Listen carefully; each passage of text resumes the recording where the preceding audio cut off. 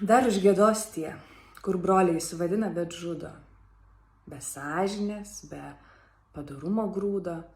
Dar nuskambės teisingumas, nors kartais atrodo jau amžiams užsnūdo. Tad busk teisingume ir kilk Ukraina, šlovė nepriklausomai šaliai didvyrių. Pasveikinkim Ukrainą su gimtadieniu, atšvęskim jos nepriklausomybės dieną, kuri bus rugpjūčio 24-ąją, paaukodami pinigų fondo maži, bet stiprus akcijai dronų giesmės.